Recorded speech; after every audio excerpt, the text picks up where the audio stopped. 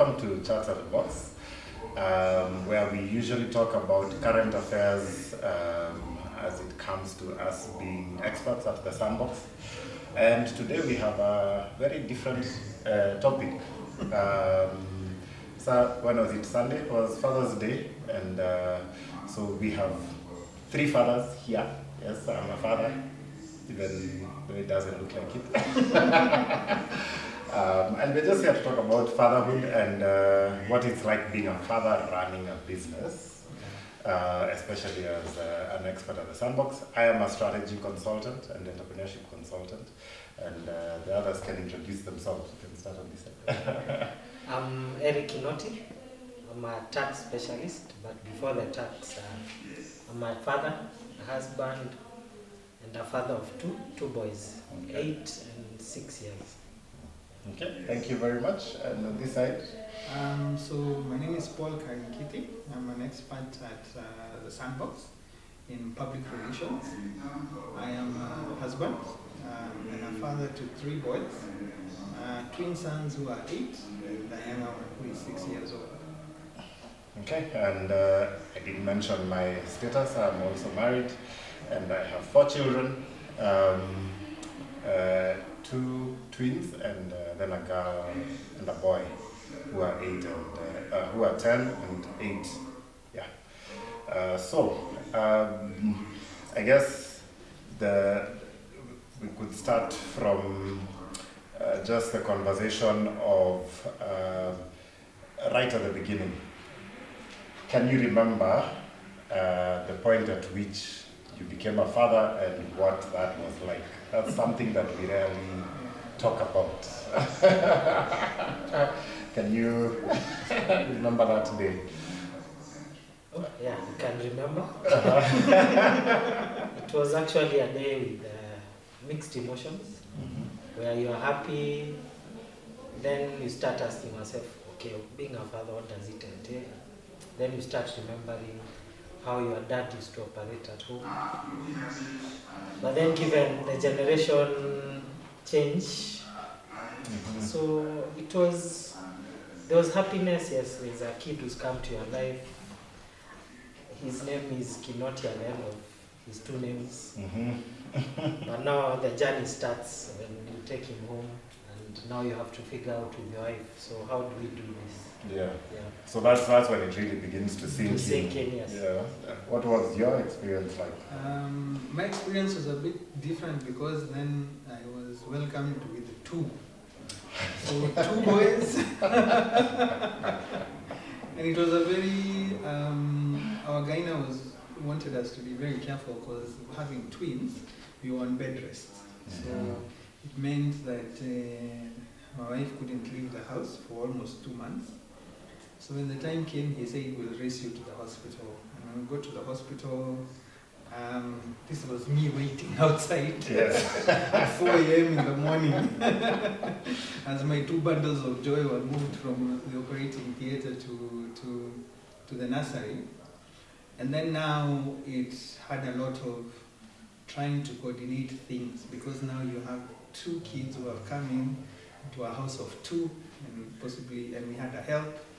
So this was the beginning of our collaboration. Because there had to be feeds that had to be scheduled so that not one person is tired, and there was a whole schedule. And I remember my parents and my wife's parents came, and they were very amazed that our house was running like clockwork.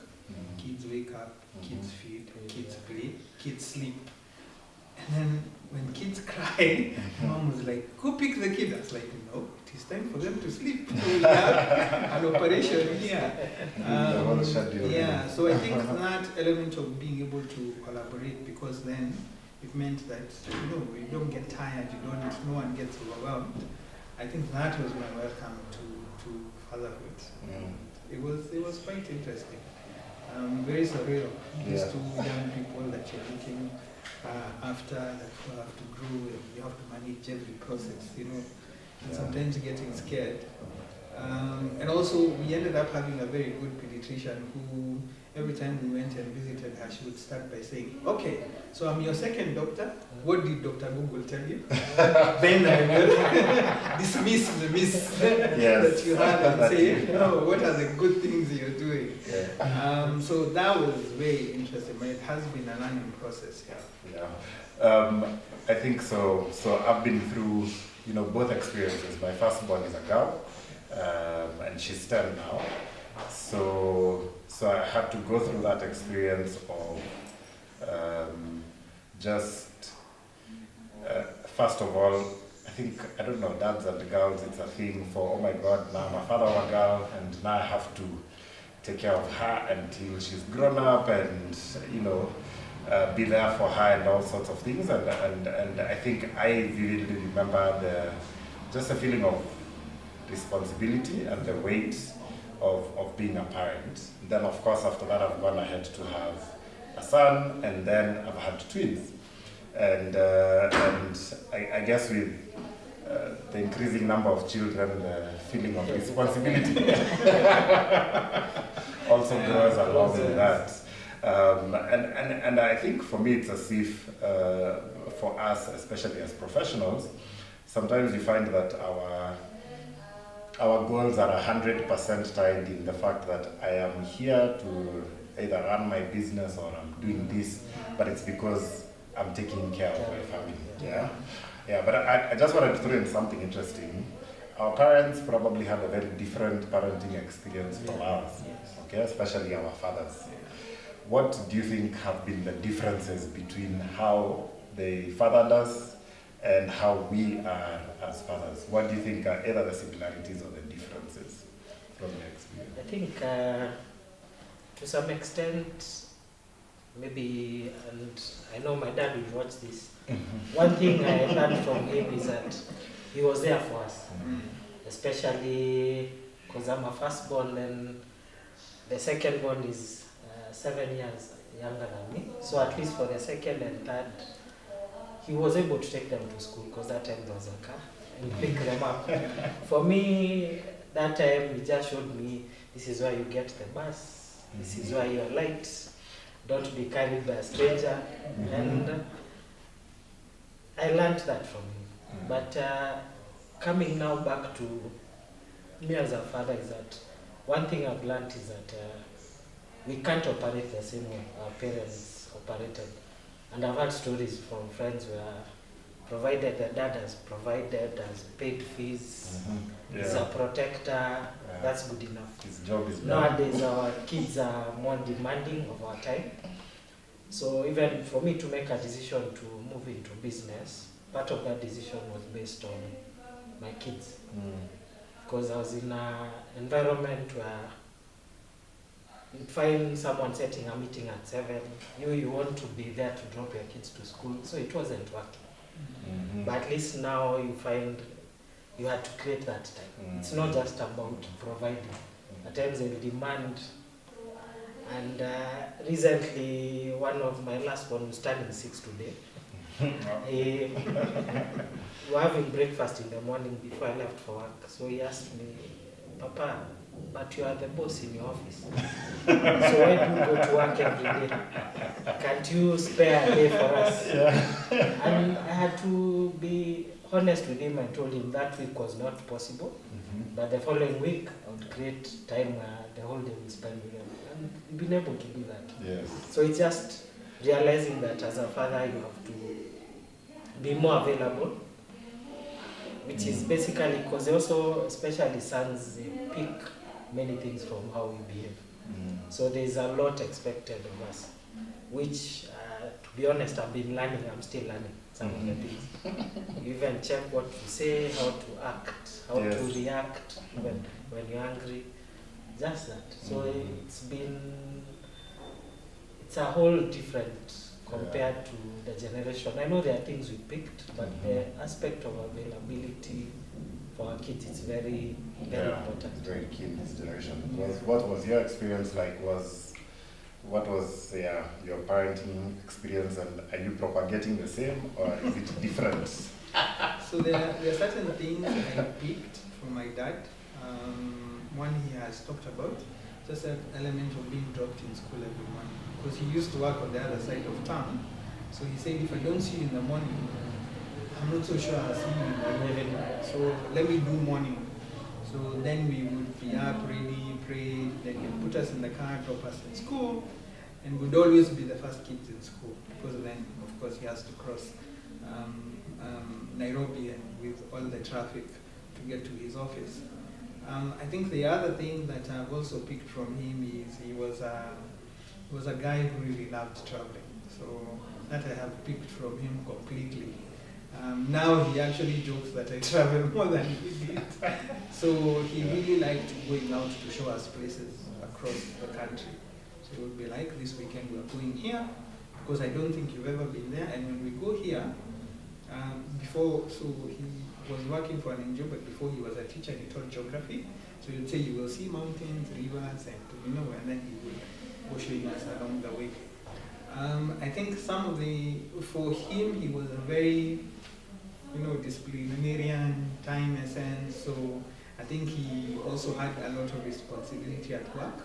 So we would see him during the week, not as much, weekend maybe, Saturdays and Sundays, but the week, most of the time, except the morning, was taken with work. I think when I made the decision to move into business, for me, it was also the same. The concern that I need to create time during the week to be with my kids, so that then I'm not working very long hours. And where I was working previously, those long hours kept on showing up. Advertising, people just wake up and decide they plan your life, and then they come in office and tell you what they have planned, and you're like, no, you should have consulted. Yes. So just being able to then say, this is how I'm going to operate. And there's a point in time I worked for someone who said 7 a.m. meetings, and I'm like, I have to drop. I'm the school bus. 7 a.m. is not happening. Say 9, 7 a.m. is not happening. So there's quite a bit that I learned from him. Now the demands for our time are more. Because I've got 3 boys, they want you to come and play football. Now we're playing basketball. So they say, Daddy, we have to. This time for COVID, you have to carve out time for them. If you're working from home, come and it is 4, let us go. So I think just that, creating the balance and being able to actually give them more time. Okay. For me, it was interesting. My dad was probably a very traditional African man. and did play that role of provider 100%. He traveled a lot. He was actually employed by government, so he traveled a lot, both locally and internationally, which is something I also picked up.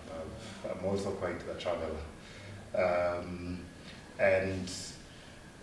But what I see as significantly different is that because he was brought up traditionally, there was a lot of influence of culture in a lot of things he said or did, and our culture was very patriarchal, so there are a lot of things I was not allowed to do growing up, which is very interesting because now I make my kids do those things, even my sons, and it has ended up almost being very different, just in terms of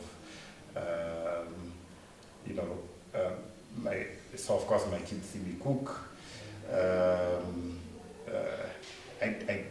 have to admit I don't help around the house as much as I should, but I do it. I don't want them growing up thinking that certain things are roles for men and others for women. I want them to be able to take care of themselves wherever it is that they go, and be able to be independent and that kind of thing. So you find that we do a lot of things together, and also I put a regime around them, becoming that independent. And one of the things that we actually talk quite a bit about, even today morning before I left home, we were discussing with my daughter about her shop, because they want to set up a shop outside our house to make money, because my daughter does that when she has a goal to buy something. And so now she wants to buy a laptop, and she wants to raise half the money and then I sponsor the rest. So you find that because of that, we end up talking a lot about business. And many times I just keep hearing them, you know, like whenever they have a business problem, they ask like, so you just ask Daddy, see Daddy is the, like they have this notion, I am the chief of entrepreneurs of business people or something of the sort because of the sandbox. So we have a lot of those kinds of discussions, yeah. But I mean, just listening to the two of you, it's interesting that, you know, there's a sense in which we went into business to take control of our time, but business also comes with its demands. Yes. So how do we keep the balance of the pressure to make as much money as possible to provide and be there for the kids? Are there like the routines or things you do that help in that process? So I think for me, it's about first thing that has helped is communication, because running your own business, you can't say you have an 8 to 5, because you'll find at times 5 you want to go home, a potential client wants to meet you, a piece of work comes in, you have to push, or even your team sends you work to review that they have promised a client. So you find at times you are split. So what I try to do is compensate. So if, let's say, the last 2 days I've been getting home late, leaving very early, I'll try and look for a day, even if it's an afternoon, I decide I'll go and pick them from school, then we'll go home together. Or I try and ensure when I'm dropping them, we're having a discussion. Yes. So there are times I'll even just tell them, apart from coming late, this is what is happening. And then I've explained to them that if you don't work, definitely you won't make money and you will not be able to eat. You know, yes. And you'll be surprised that for a 6-year-old and 8-year-old, they get to understand the concept. When you explain to them, for us to make money, you have to work. And that's why that question came, but you are the boss. I told them, but being the boss means you put in more work. The most work. It doesn't mean that you become like a supervisor and guys just work and you are just there. So for me, it's just balance and compensating for the time that I'm not able to be there with them. Okay. I think for me, it's what we say, the balance and compensating, and sometimes we forecast.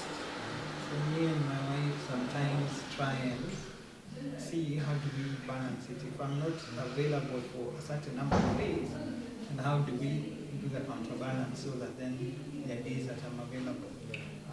So that we're able to take the slack from each other, and not both of us are not there, or just one person is there all the time. And I think even from before, in advertising, I used to tell, this one of the conversations I used to have with my boss, and I'm like, I'm going home to play with my kids. And they would all laugh. Because I ended up, I had a boss who was not married, and she could not understand, why would you go home to play with your kids? I'm like, but they're my kids. They need to play. I want to join them in the play. We all play together.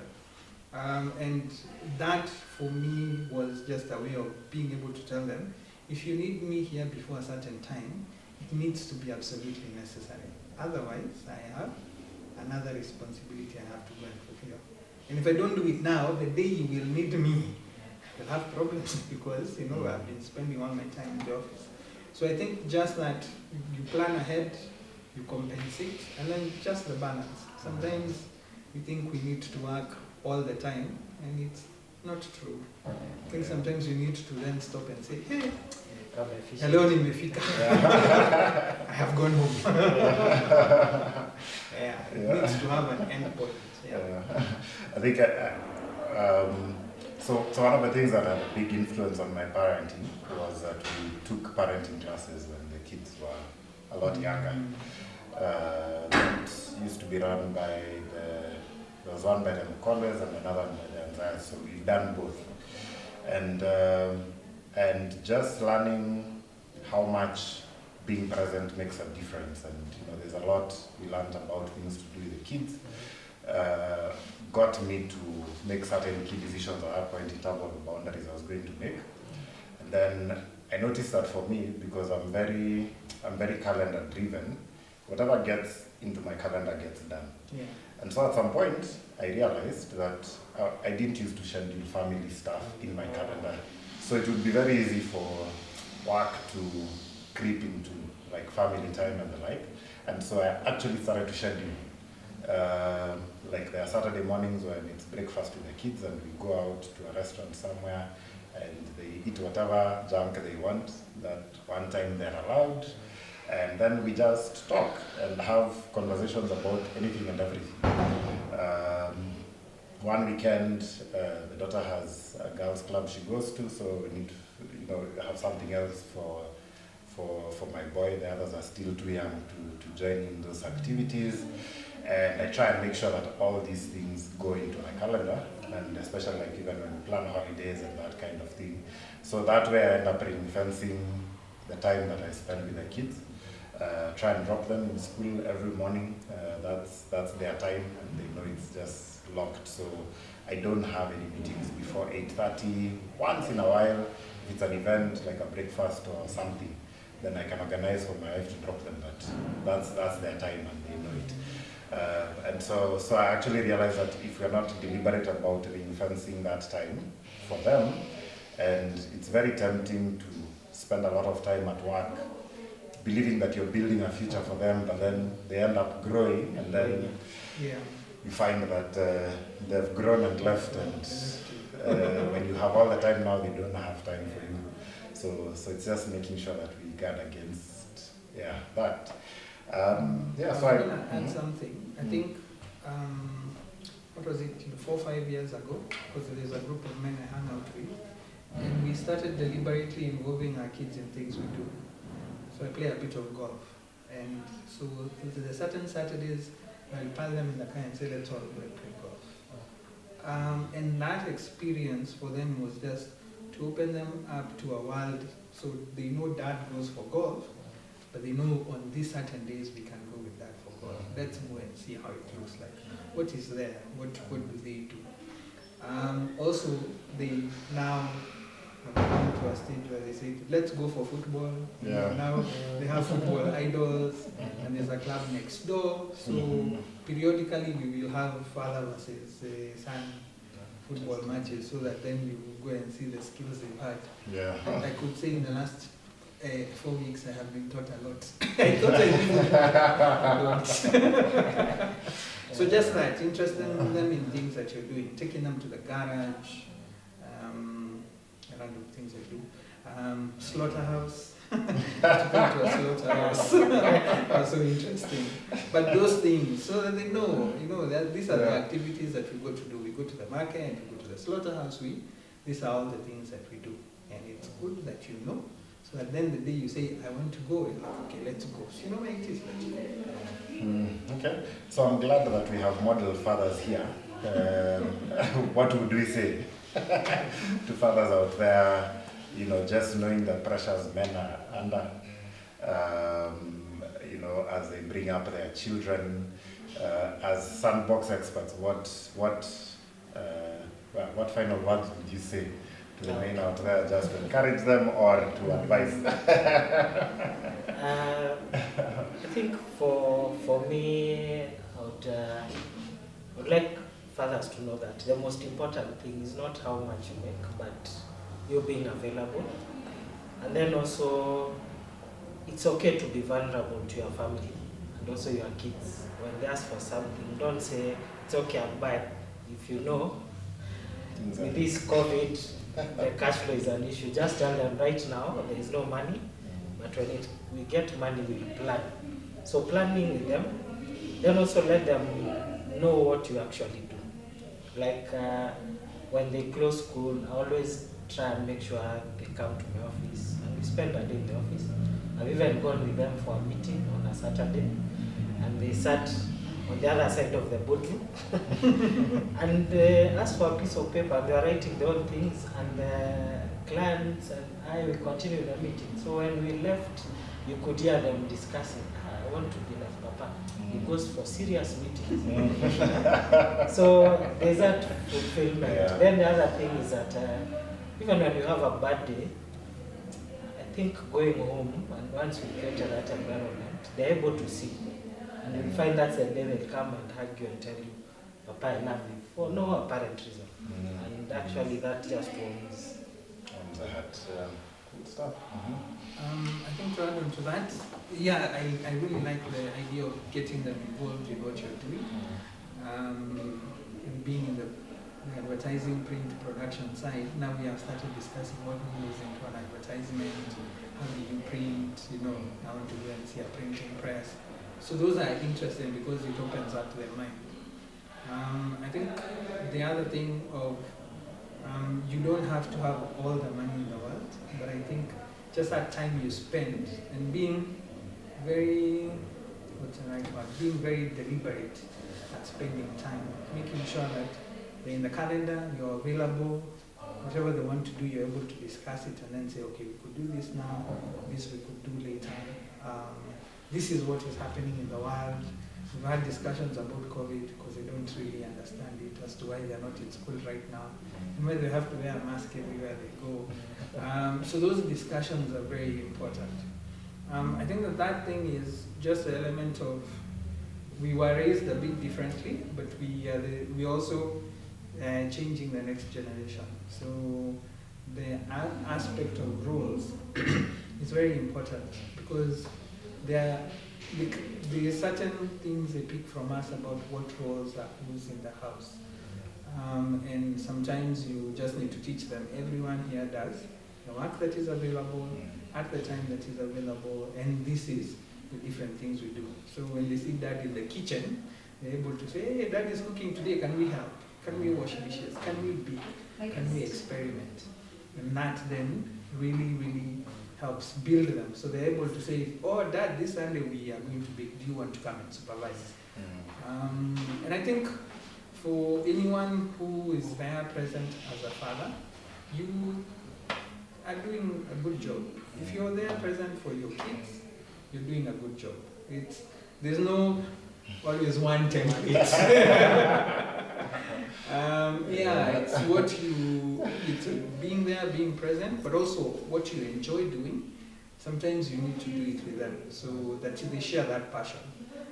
So if you like traveling, take them with you, show them different things. If you like sports, introduce them to sports. So that then you have a passion you're sharing with them, and they grow up knowing, my dad loves this, and he introduced it to us, and we also enjoy it. Yeah, so I guess what I'm hearing is involvement. I love to involve my kids. They've become such hustlers as a result. Starting a shop. Yes, I meet people in my estate and they're like, they met my kids and they tried selling to them something and they actually come back home with money. So sometimes I'm very proud of them when I can see they're taking in the footsteps of business. Of course, I've brought them here to work every once in a while. In fact, at the time my daughter was campaigning to get a job here. Of course, always motivated by things she wants to acquire. But yeah, that involvement makes a difference. And I think even for us who may be first generation business people, it's very important that as they see what we do and get into it, they'll probably be the people to come and take over these businesses that we are building. I think the Kenyan Asians are much better at doing that than we have been, and we can learn something from that. Yeah. And tough as it is, I guess it's just about trying to be available, doing your best to provide where you can. And I think they'll remember your presence a lot more than anything else that you see for them. Yeah, so just to encourage fathers out there, that you can do it. It's not rocket science.